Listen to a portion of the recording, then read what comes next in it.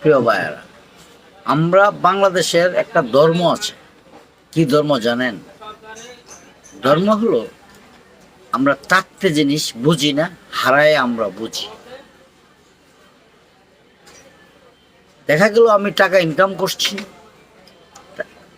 মনে পড়ছি সবসময় টাকা আসবে। যখন টাকা চলে যায় তখন আমরা বুঝি হাই হাই কি করলাম। এখন আমরা প্রত্যেকটা জিনিসেই আমরা হারায়া বুঝি, আর মেয়েরা মারায়া বুঝে। মেয়েরা একবার ইজ্জত চলে গেলে প্রথম বুঝে না, সুখ শান্তি বুঝে। যে আমরা প্রথম ভালোবাসা, প্রেম প্রীতি, লোভ লালসা দিয়ে তখনই সে ভুলটা হয়ে যায়। খোলার পরে হাই হাই আমরা কি করলাম, আমার জীবনে তো সব হারায় গেল। এর আগেই বোঝার দরকার ছিল, কিন্তু সেটা আমরা বুঝি না। আমরা হুক যুগে বাঙালি, ইনকাম করছেন, টাকা আছে, পয়সা আছে, মনে করছেন এই টাকা আর ফুরাবে না। যখন টাকা চলে গেল, হাইরে এখন আফসোসের শেষ না, আমি এখন কি করব। আমরা বাংলাদেশের কতগুলি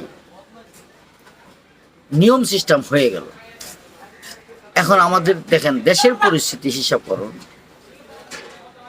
বিদ্যুৎ নেই, গ্যাস নেই, লেখাপড়া খোলাখানে করতে পারছে না, মানুষের ব্যবসা বাণিজ্য করতে পারছে না। যাদের কিছু সঞ্চয় তো নাই, কিছু টাকা ইনকাম করছে, তারা আইপিএস দিয়ে চলছে। রাত্রে তো যারা আইপিএস নাই তারা ঘুম যেতে পারছে না, দিনে আসা কর্মস্থলে আসা জুড়ে তখন মালিকের গালি খায়। আমরা কি যে হারাইলাম। এখন নীরবে কিছু বুঝলে আমরা বুঝবো যে আমরা কি হারাই ফেলেছি। বাঙালি হারাইতে খুব সুখ লাগে, কারণ সুখে থাকলে বুথে কামড়ে পছন্দ বলে। আমরা সুখে আসিলাম তো, সারাদিনে 24 ঘন্টার মধ্যে 2 ঘন্টা লোডশেডিং ছিল। আমরা যা হারাইছি তার আমলে। কিন্তু এখন দেখা গেল 8 ঘন্টা লোডশেডিং। কই কেউ তো কথা বলছে না। কেন বলছে না জানেন? লজ্জা শরমে।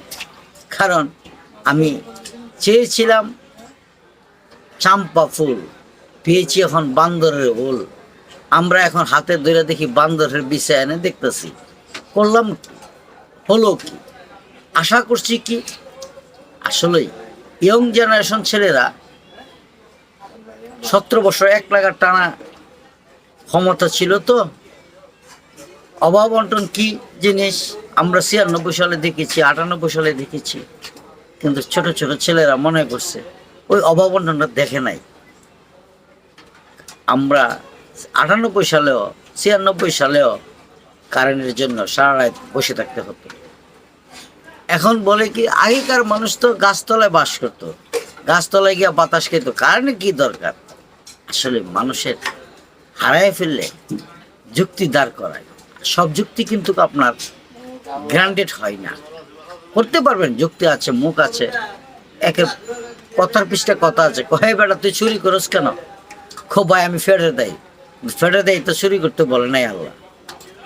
ফেরত দেয় আপনাকে সে পরিশ্রম করতে, কিন্তু পরিশ্রম না করে আপনি কি করছেন? চুরি করেছেন। তখন উত্তরটা দিচ্ছে ভাই আমি ফেরত দেয় চুরি করি। এটার জন্য শাস্তি ভোগ করতে হবে। আমরা এখন যারা সমর্থন করেছি তারাও শাস্তি ভোগ করছি, যারা সমর্থন করেন নাই তারাও শাস্তি ভোগ করছে। কারণ একে পাপ করে 10 খাই। একটা কথা আছে না, একজনে পাপ করলে 10 জনে শাস্তি পাই।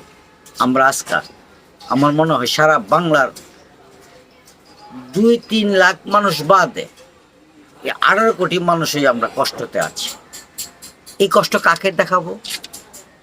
আমাদেরকে ফার্ম ফুটি দিয়ে আমরা তোরা জি কামড়ি করাইছস, এই শাস্তি তোদের যে কত বড় শাস্তি হবে একমাত্র সৃষ্টিকর্তা ছাড়া আর কেউ জানে না।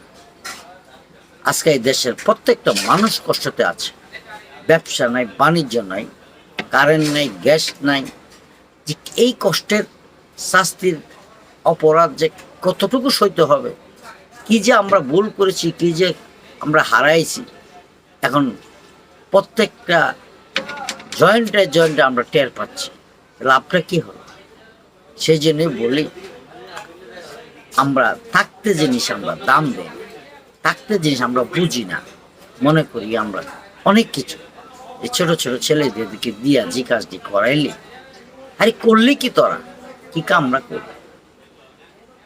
আজকাল এত কষ্টতে পড়ে গেলাম, আমরা ওঠা জিনিসটারে ডাউন করে দিলি। তাই আমি বলবো এখনো সময় আছে, আমরা যদি ভুলটা বুঝতে পারি, শুধরাবার সময় আছে, আপনারা শুধরান। ভালো থাকবেন।